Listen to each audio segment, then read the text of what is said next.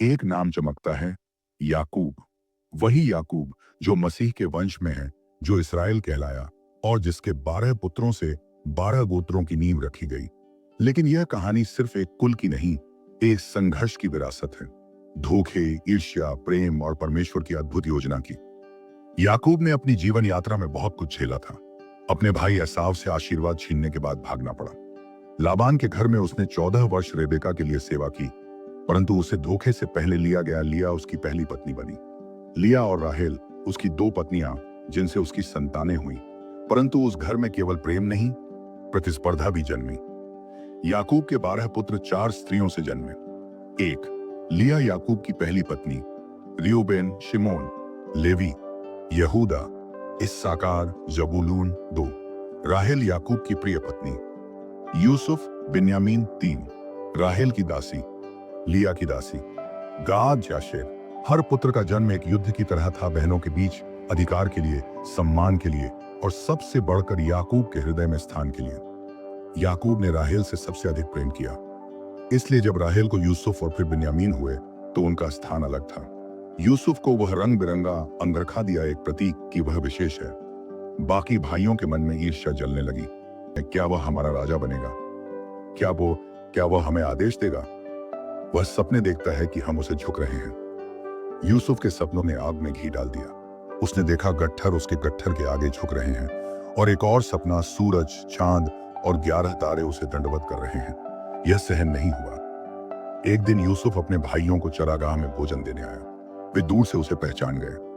वह आ रहा है सपना देखने वाला। शिमोन और लेवी ने कहा, इसे मार दो, देखो फिर इसके सपनों का क्या होता है। लेकिन रूबेन जो बड़ा था बोला, नहीं, खून मत बहाओ, इसे सूखे कुएं में डाल दो। वह चाहता था कि बाद में यूसुफ को बचा ले। यूसुफ को पीटकर, उसके वस्त्र छीनकर उसे सूखे कुएं में फेंक दिया गया। कुएं में पड़े यूसुफ की आंखों में आंसू थे। भाइयों, मुझे बाहर निकालो। लेकिन उन्हें दया नहीं आई। तभी वहां इस्माइली व्यापारियों का एक दल गुजरा। यहूदा बोला, हम उसे मारें क्यों? बेच देते हैं, हमें धन मिलेगा और खून भी नहीं बहेगा। 20 चांदी के टुकड़ों में यूसुफ को बेच दिया गया, अपने ही भाइयों द्वारा। भाइयों ने यूसुफ का रंगीन वस्त्र लिया, उसे जानवर के खून से रंगा और याकूब के पास लाए। क्या यह तेरे पुत्र का वस्त्र है? याकूब ने देखा, वस्त्र फटा हुआ, खून से सना। हाय मेरा यूसुफ! किसी जंगली पशु ने उसे फाड़ डाला। उसने वस्त्र फाड़े, राख में लौटा और कई दिन तक विलाप करता रहा। कोई भी उसे सांत्वना नहीं दे सका। इधर मिस्र में यूसुफ को पोतीफर नामक एक अधिकारी ने खरीदा। वह दास बना, परंतु ईश्वर उसके साथ था। जहां भी वह जाता, वहां अनुग्रह, कार्य में कुशलता और ज्ञान उसके साथ था। उधर याकूब का परिवार धीरे धीरे बढ़ रहा था, परंतु छाया बनी रही एक खोया हुआ पुत्र, एक टूटा हुआ हृदय, एक झूठ जो मन में जला करता था। इसी बीच एक और कहानी जन्म लेती है यहूदा की। यहूदा कनानी स्त्री से विवाह करता है। उसके 3 पुत्र होते हैं, एर, ओनान और शेला। तामार उसकी बहू थी। जब एर मर गया तो यहूदा ने ओनान को तामार से विवाह कराया, लेकिन वह भी मर गया। अंत में यहूदा ने तामार को घर भेज दिया, झूठ बोलकर कि शेला बड़ा हो जाए तो विवाह होगा, पर वह झूठ था। तामार ने एक चाल चली, वेश्या का वेश धारण किया और यहूदा से संतान प्राप्त की। जब यह प्रकट हुआ, यहूदा ने स्वीकार किया, यह मुझसे अधिक धर्मी है। यह कहानी यहूदा के हृदय परिवर्तन का बीज थी, जो बाद में मिस्र में प्रकट होगी। जब राहेल गर्भवती हुई, याकूब को आशा थी कि यह जीवन और प्रेम का प्रतीक होगा, परंतु राहेल ने बिन्यामीन को जन्म देते समय दम तोड़ दिया। मरते समय उसने नाम दिया बेनोनी, दुख का पुत्र, पर याकूब ने नाम रखा बिन्यामीन, दाहिनी ओर का पुत्र। राहेल के जाने के बाद याकूब और भी अधिक यूसुफ से जुड़ गया था, और अब केवल बिन्यामीन उसकी आशा था। यूसुफ मिस्र में है, भाइयों ने उसे बेच दिया। याकूब अब भी रो रहा है। बिन्यामीन पिता की आंखों का तारा है, और परमेश्वर की योजना पर्दे के पीछे चल रही है। पर यह कहानी अभी अधूरी है। सिर्फ यह नहीं कि एक भाई बिछड़ गया, बल्कि एक राष्ट्र बनने वाला है 12 वचनों से, 12 चरित्रों से, 12 भविष्यवाणियों से। यूसुफ अब मिस्र में था, पराया देश, अजनबी भाषा, बेड़ियां उसके हाथों में, और दिल में सवाल, क्यों परमेश्वर, मेरे साथ ही क्यों? लेकिन यूसुफ ने शिकायत नहीं की। वह पोतीफर के घर में सेवक बना, पर उसका चरित्र ऐसा कि धीरे धीरे उसने पूरे घर की जिम्मेदारी संभाल ली। पोतीफर ने देखा, इसमें कोई आत्मिक शक्ति है। यूसुफ की आंखों में विश्वास था जो किसी दास के भीतर नहीं हो सकता था। लेकिन परमेश्वर की परीक्षा अभी बाकी थी। पोतीफर की पत्नी की नजर यूसुफ पर थी। वह दिन ब दिन उसे फुसलाने लगी। मेरे साथ लेट जाओ, वह कहती। यूसुफ का उत्तर था, मैं अपने स्वामी का विश्वास नहीं तोड़ सकता और परमेश्वर के विरुद्ध पाप कैसे करूं। एक दिन जब वह घर में अकेला था, उसने यूसुफ का वस्त्र पकड़ लिया। यूसुफ वस्त्र छोड़कर भागा, परंतु वह स्त्री चिल्लाई, झूठ बोली, यह इब्री दास मुझसे दुष्टता करने आया था। पोतीफर क्रोधित हुआ और यूसुफ को जेल में डलवा दिया। जेल में भी यूसुफ अलग था। बंदियों के बीच उसका व्यवहार, सेवा और ज्ञान सबको आकर्षित करते रहे। मुख्य जेल अधिकारी ने यूसुफ को अन्य कैदियों की देखरेख सौंप दी। वहीं यूसुफ की मुलाकात हुई। 1. राजा के पान पिलाने वाले से। 2.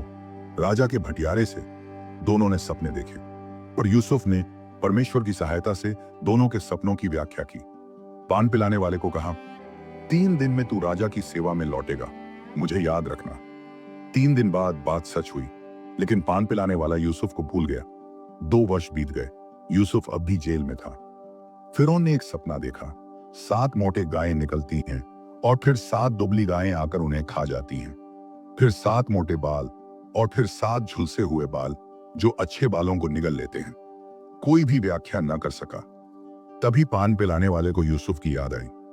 मेरे साथ एक इब्री दास था, उसने मेरे सपने को सही बताया था। यूसुफ को जेल से निकाला गया, बाल कटवाए, वस्त्र बदले गए। वह फिरौन के सामने लाया गया। फिरौन ने कहा, मैंने सुना है तू सपनों की व्याख्या कर सकता है। यूसुफ बोला, नहीं, यह मुझ में नहीं, परमेश्वर ही फिरौन को उत्तर देगा। यूसुफ ने सपना समझाया। 7 वर्ष की बहुतायत आएगी, फिर 7 वर्ष का कठोर अकाल। अभी भंडार एकत्र करो। फिरौन चकित था। ऐसा ज्ञान और विवेक किसमें है? मैं तुझे अपने राज्य का प्रभारी बनाता हूं। यूसुफ मिस्र का प्रधानमंत्री बन गया, फिरौन के बाद सबसे बड़ा अधिकारी। 7 वर्ष बीते भंडार भरे गए। फिर आया अकाल। कनान में याकूब का परिवार भूखा था। उसने अपने 10 बेटों को भेजा, मिस्र से अनाज लाओ। केवल बिन्यामीन को रोके रखा, उसे मैं खो नहीं सकता। भाई मिस्र पहुंचे और यूसुफ के सामने झुक गए, पर उन्होंने उसे नहीं पहचाना। पर यूसुफ ने उन्हें पहचान लिया। उसके दिल में हलचल थी, वह रो न पड़ा, लेकिन कठोर बना रहा। यूसुफ ने कहा, तुम जासूस हो। भाइयों ने विनती की, हम गडेरिये हैं, हम 12 भाई थे, छोटा हमारे पिता के साथ है, एक नहीं रहा। यूसुफ ने कहा, सच साबित करना हो तो छोटे भाई को लाओ, शिमोन को बंधक रखता हूं। उन्होंने अनाज लिया और कनान लौटे। याकूब शोक में डूब गया। अब शिमोन भी नहीं और तुम बिन्यामीन को भी ले जाना चाहते हो? यहूदा आगे बढ़ा, मैं जिम्मेदारी लेता हूं, यदि बिन्यामीन को वापस न लाया तो सदा दोषी रहूं। याकूब ने भारी मन से बिन्यामीन को भेजा। भाई फिर मिस्र आए। यूसुफ ने बिन्यामीन को देखा और अपने आंसू रोक न सका। वह बाहर गया और फूट फूट कर रोया। फिर उसने एक चाल चली, बिन्यामीन के थैले में अपनी चांदी की प्याली रखवा दी। जब भाई लौटने लगे, उन्हें रोककर जांच की गई। प्याली बिन्यामीन के पास मिली। यूसुफ ने कहा, उसे दास बना लूंगा, बाकी जा सकते हो। अब यहूदा का असली रूप सामने आया। नहीं, उसे मत ले जाइए, उसके बिना पिता मर जाएगा। मुझे दास बना लीजिए और बिन्यामीन को छोड़ दीजिए। यूसुफ का दिल पिघल गया। अब वह रो पड़ा। यूसुफ ने सबको बाहर भेजा और रोते हुए कहा, मैं यूसुफ हूं, क्या मेरा पिता अब भी जीवित है? भाई स्तब्ध रह गए, उन्हें विश्वास नहीं हो रहा था। यूसुफ आगे बढ़ा, उन्हें गले लगाया, चूमा, रोया और कहा, तुमने मुझे बेचा, पर यह परमेश्वर की योजना थी ताकि बहुतों की जान बचे। यूसुफ ने फिरौन से कहा, मेरे पिता और भाइयों को यहां लाने दीजिए। फिरौन ने रथ, गाड़ियां, अनाज भेजा। याकूब ने सुना यूसुफ जीवित है, उसका दिल ठहर गया। वह बोला, मेरे लिए यही बहुत है कि मेरा पुत्र जीवित है। याकूब मिस्र को चला। याकूब ने यूसुफ को देखा वर्षों बाद। वे गले मिले और बहुत देर तक रोते रहे। याकूब ने कहा, अब मैं शांति से मर सकता हूं, मैंने तेरा चेहरा देख लिया है। मिस्र की भूमि गोशेन में अब इसराइल, याकूब और उसके पुत्रों का पूरा परिवार बस चुका था। भूख और अकाल की भूमि कनान को पीछे छोड़ वे एक ऐसे स्थान में थे जहां अनाज था और सबसे बढ़कर यूसुफ था। परंतु याकूब जानता था कि उसकी यात्रा अब पूर्ण होने वाली है। याकूब बीमार पड़ा। यूसुफ को संदेश भेजा गया। यूसुफ अपने दो पुत्रों मनश्शे और एप्रैम को लेकर आया। याकूब ने कहा, ये दोनों मेरे हैं, जैसे रियोबेन और शिमोन मेरे हैं वैसे ही ये भी होंगे। यह एक बड़ा भविष्यवाणीपूर्ण कार्य था। यूसुफ को एक नहीं, दो गोत्रों में बांट दिया गया। अब जब याकूब ने आशीर्वाद देना शुरू किया तो सबको उम्मीद थी कि वह दाएं हाथ से बड़े पुत्र मनश्शे को और बाएं हाथ से छोटे एप्रैम को आशीर्वाद देगा, परंतु उसने हाथों को क्रॉस कर दिया। यूसुफ ने टोका, पिता, यह बड़ा है। याकूब ने कहा, मुझे पता है पुत्र, परंतु छोटा बड़ा होगा। यह भविष्य में एप्रैम के गोत्र के महत्व का संकेत था। अब वह घड़ी आई जब याकूब ने अपने सभी पुत्रों को बुलाया और एक एक को आशीर्वाद और भविष्यवाणी दी। यह केवल शब्द नहीं थे, ये शाश्वत गोत्रों की आत्मिक दिशा थी। 1 रियोबेन, तू मेरा पहला जन्मा है, परंतु तू अस्थिर है जल की तरह। तू प्रधान नहीं रहेगा। उसका गोत्र शासन या याजकता में अग्रणी नहीं बना। 2 शिमोन और लेवी, उनकी तलवारें हिंसा के हथियार हैं। उनके संगति में मेरी आत्मा न आए। इनका क्रोध घातक था, सिक्किम का संहार। लेवी को बाद में याजकत्व में उपयोग किया गया, पर शिमोन का गोत्र कमजोर पड़ गया। 3 यहूदा, यहूदा, तेरे भाई तेरा स्तुति करेंगे। सिंह का बच्चा है यहूदा, राजदंड यहूदा से न हटेगा। यह सबसे शक्तिशाली भविष्यवाणी थी। मसीहा, राजा दाऊद और यीशु मसीह यहूदा गोत्र से आए। 4 जबूलून, समुंदर के किनारे बस जाएगा, जहाजों का बंदरगाह होगा, व्यापार और समुद्री गतिविधियों से जुड़ा। 5 इस्साकार, हड्डियों से भरपूर बलवान गधा, वह कर बोझ को स्वीकार करेगा, मेहनती परंतु करदाताओं में। 6 दान, वह न्याय करेगा अपनी प्रजा का, वह सांप की तरह मार्ग में बैठेगा। छोटा गोत्र, पर शिमशोन जैसे वीर इसमें से आए, पर मूर्ति पूजा भी इसी से शुरू हुई। 7 गाद, लुटेरे उस पर चढ़ाई करेंगे, पर वह पीछे से उन्हें लूटेगा। सीमावर्ती गोत्र योद्धा प्रवृत्ति। 8 आशेर, उसका भोजन भरपूर होगा और वह राजाओं को रिझाएगा, संपन्नता और अनाज की भूमि। 9 नप्ताली, एक स्वतंत्र हिरणी जो सुंदर वचन बोलती है, काव्य और प्रेरणा का प्रतीक। 10 यूसुफ, फलवंत डाल, जल के पास की डाल, तीरंदाजों ने उसे सताया पर उसका धनुष बना रहा। यूसुफ को 2 भाग मिले, एप्रैम और मनश्शे। 11 बिन्यामीन, भोर का भेड़िया है जो सुबह शिकार खाता है, वीर और साहसी गोत्र, राजा शाऊल और पौलुस इसी से।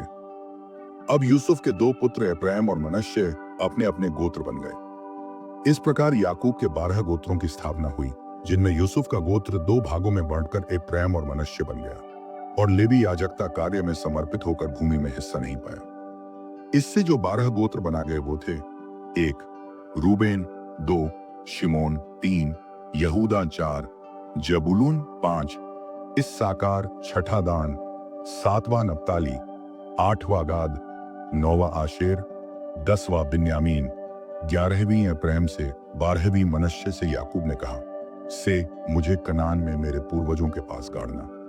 से जब उसकी मृत्यु हुई, यूसुफ ने मिस्र के रथों, योद्धाओं, सेवकों के साथ उसका शव कनान ले जाकर ममरे के निकट की गुफा में दफनाया, वही गुफा जिसमें अब्राहम, इसहाक और सारा को दफनाया गया था। अब याकूब नहीं रहा, भाइयों को भय हुआ, यूसुफ अब बदला लेगा। वे यूसुफ के पास गए, सिर झुकाकर बोले, हम तेरे दास हैं, हमारे अपराध क्षमा कर। यूसुफ रो पड़ा और कहा, तुमने जो किया वह बुरा था, परंतु परमेश्वर ने उससे भलाई निकाली ताकि आज बहुतों की जान बचाई जाए। यूसुफ ने मिस्र में 110 वर्ष की आयु पाई। मरने से पहले उसने कहा, परमेश्वर तुम्हें अवश्य कनान की भूमि में वापस लाएगा, जिसे उसने अब्राहम, इसहाक और याकूब को दी थी। मेरी हड्डियां वहां ले जाना। उसने मसीहा की प्रतिज्ञा को जीवित रखा। 12 गोत्रों से एक राष्ट्र बना। यहूदा गोत्र से राजा दाऊद आया, और फिर मसीह आया, यीशु मसीह, जो सब गोत्रों के लिए उद्धार बन गया। इजराइल के 12 पुत्रों की यह कहानी केवल इतिहास नहीं है, यह विश्वास, परमेश्वर की योजना और उद्धार की कहानी है। यह बताती है, कोई भी परिस्थिति परमेश्वर की योजना को रोक नहीं सकती। बेच दिए गए यूसुफ को परमेश्वर ऊंचा उठा सकता है। जो लोग बुराई सोचते हैं, परमेश्वर उससे भलाई निकाल सकता है।